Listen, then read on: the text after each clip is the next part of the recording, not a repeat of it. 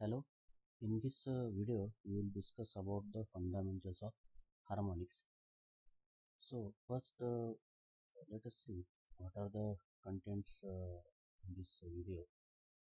First one is a definition of harmonics. Then we will discuss about what is harmonic distortion, what is voltage distortion, what is current distortion. Also we will see the difference between harmonics and transients. And then in the last we will discuss about the harmonic indices. So these are the contents of this video. So let us start from the definition of harmonics. So what is meant by harmonics? So a harmonics is the presence of integral multiple of fundamental frequencies, sinusoids, that eventually make the signal not look like pure sinusoid. Or we can say harmonics are sinusoidal voltages or currents having frequencies that are whole multiples of the frequency at which the supply system is designed to operate. That is, for example, 50 Hz supply system or 60 Hz system. So if a voltage or current signal is not sinusoidal but is periodic, it can be represented as a sum of desired frequency sinusoid and integral multiples of desired frequency sinusoids according to Fourier. These are termed as harmonics. If all the harmonics except the fundamental are removed from a signal, it would become a perfect sinusoid with the fundamental frequency. In power system, where our perfect sinusoids are highly desirable, all the harmonics are equally highly undesirable. So we can make the additional definition and origin of harmonics as, say, a 250 Hz sine wave signal superposed onto fundamental 50 Hz main frequency will be designated as the fifth harmonic or as harmonic of fifth order. If we consider 50 Hz supply, then fifth order harmonic frequency will be 250 Hz, that is 5 into 50 Hz. Any signal component having a frequency which is not an integer multiple of the fundamental frequency is designated as an interharmonic component or referred to more simply as an interharmonic. So harmonics and interharmonics are basically the result of modern developments in electricity utilization and the use of electronic power conditioning modules. Using switching power supplies to control loads and to reduce power consumption results in unwanted frequencies superimposed on the supply voltage. The presence of voltage at other frequency is, as far as possible, to be avoided. So this is the definition of harmonics. So now let us discuss about the harmonic distortion. So harmonic distortion is caused by non-linear devices in the power system. A non-linear device is one in which the current is not proportional to the applied voltage. Here, figure shows this concept by the case of sinusoidal voltage applied here to a simple nonlinear resistor in which the voltage and current vary according to curve shown. And here the VI characteristic of this nonlinear resistor is also shown. Now while the applied voltage is perfectly sinusoidal, the resulting current is distorted. Increasing the voltage by a few percent may cause the current to double and take on a different wave shape. This is the source of most harmonic distortion in power system. So this figure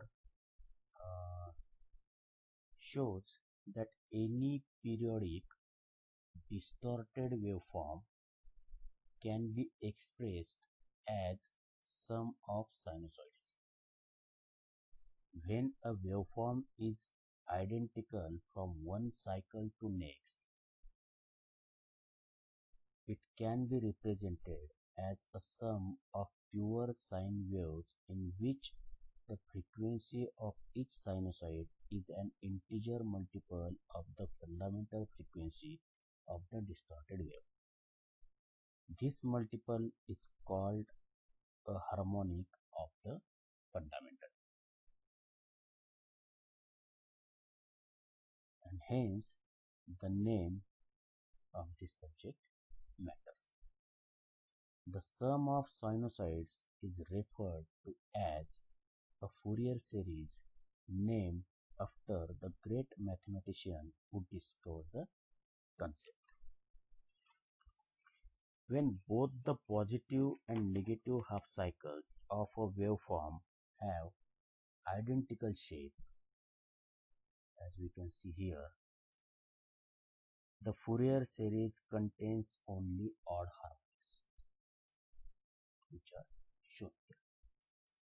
This offers a further simplification for most power system studies because most common harmonic producing devices look the same to both polarities. In fact, the presence of even harmonics is often a clue that there is something wrong either with the load equipment or with the transducer used to make the measurement. When both the positive and negative half cycles of a waveform have identical shapes, the Fourier series contains only odd harmonics, which are shown here. That is first harmonic, third harmonic, fifth, seventh, ninth, 11th and 13th. Usually the higher order harmonics, that is above the range of 25th to 50th, depending on the system, are negligible for power system analysis. While they may cause interference with low power electronic devices, they are usually not damaging to the power system. It is also difficult to collect sufficiently accurate data to model power systems at these frequencies. A common exception to this occurs when there are system resonances in the range of frequencies. These resonances can be excited by notching or switching transients in electronic power converters. This causes voltage waveforms with multiple zero crossing, which disrupt time circuits. So this is the about harmonic distortion. So if the power system is depicted as series and shunt elements, as that is the conventional practice, the vast majority of the non-linearities in the system are found in shunt elements, that is in the loads, and the series impedance of the power delivery system, that is the short circuit impedance between the source and the load, is remarkably linear. In transformers also, the source of harmonics is the shunt branch, that is magnetizing impedance, on the common T model. The leakage impedance is linear. So thus the main source of harmonic distortion will ultimately be end user loads. So in next slide we will discuss about the voltage versus current distortion. Now the word harmonics is often used by itself without further qualification. For example, it is common to hear that an adjustable speed drive or an induction furnace can't operate properly because of harmonics. So what does that mean? So generally it could mean one of the following three things. So first one is the harmonic voltages are too great for the control to properly determine firing angles. Or second, the harmonic currents are too great for the capacity of some device in the power supply system, such as a transformer, and the machine must be operated at a lower than rated power. Or third, the harmonic voltages are too great because the harmonic currents produced by the device are too great for the given system condition. So, there are separate causes and effects for voltages and currents as well as some relationship between them. Thus, the term harmonics by itself is inadequate to definitively describe a problem. Nonlinear loads appear to be sources of harmonic current in shunt with and injecting harmonic currents into the power system. For nearly all analyses, it is sufficient to treat these harmonic producing loads simply as current source. So, as this figure shows, voltage distortion is the result of distorted current passing through the linear series impedance of the power delivery system.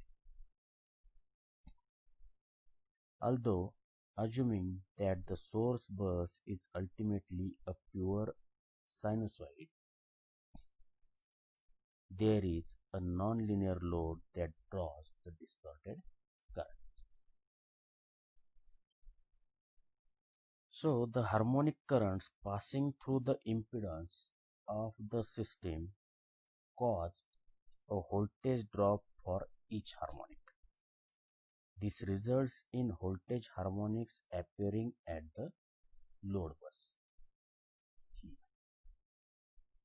The amount of voltage distortion depends on the impedance and the current.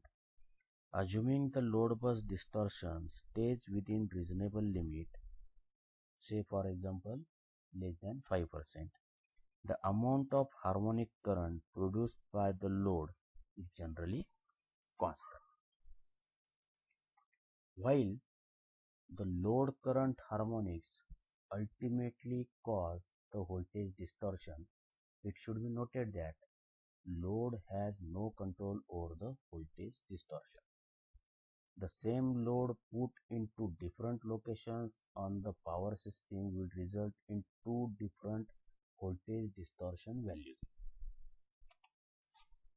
So by knowing this fact is the basis for the division of responsibilities for harmonic control that are found in standards such as IEEE Standard 519, that is recommended practices and requirements for harmonic control in electrical power system. The control over the amount of harmonic current injected into the system takes place at the end use application. And assuming the harmonic current injection is within reasonable limits, the control over the voltage distortion is exercised by the entity having control over the system impedance, which is often the utility. So this is about the voltage and current distortion. In this slide, we will see harmonics versus transients. So harmonics by definition occur in the steady state and are integer multiples of the fundamental frequency, as we discussed earlier. The waveform distortion that produces the harmonics is present continually or at least for several seconds. Harmonics are associated with the continuing operation of load. Now what is transient?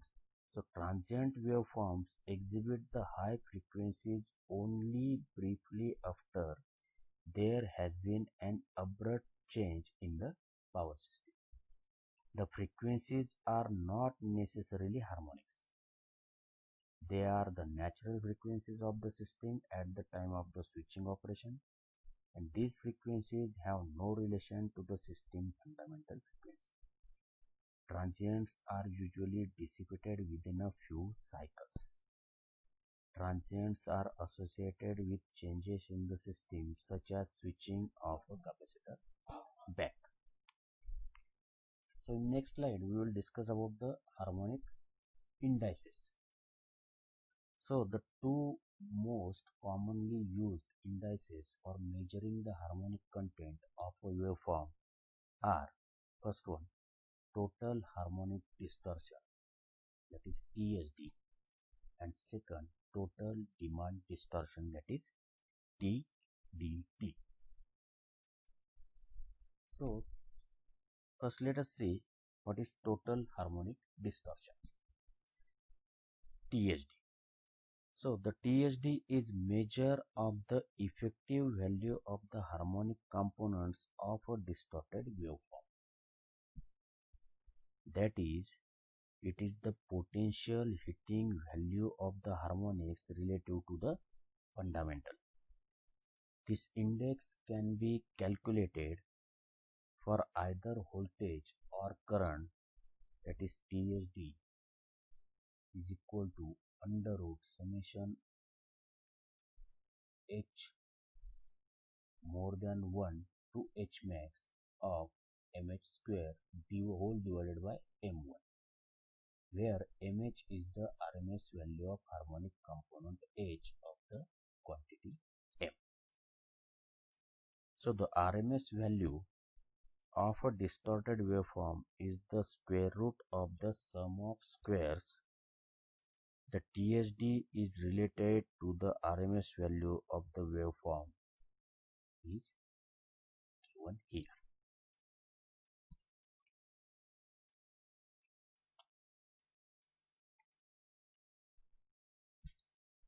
So the THD is very useful quantity for many applications, but its limitations must be realized. It can provide a good idea of how much extra heat will be realized when a distorted voltage is applied across a resistive load. So likewise, it can give an indication of the additional losses caused by the current flowing through a conductor. However, it is not a good indicator of the voltage trace within a capacitor, because that is related to the peak value of the voltage waveform, not its heating value. So variation of the THD over a period of time often follow a distinct pattern representing nonlinear load activities in the system. So here this figure shows the voltage THD variation over a 1 week period where a daily cyclical pattern is obvious, as shown here. So next is TDD, that is total demand distortion. So current distortion levels can be characterized by a THD value as described, but this can often be misleading. A small current may have a high THD but not be a significant threat to the system. So some analysts have attempted to avoid this difficulty by referring THD to the fundamental of the peak demand load current rather than the fundamental of the present sample, and this is called as total demand distortion. There are two ways to measure IL, that is the peak load. With a load already in the system, it can be calculated as the average of the maximum demand current for the preceding 12 months. The calculation can simply be done by averaging the 12-month peak demand readings For a new facility, IL has to be estimated based on the predicted load profiles. So here the formula for TDD is given.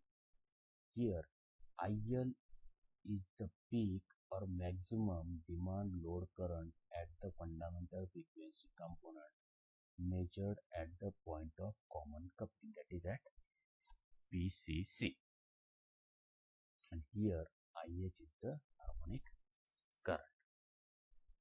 So this is about the fundamental of harmonics. So in next video we will discuss about the sources of harmonic. So thank you for watching. Thanks.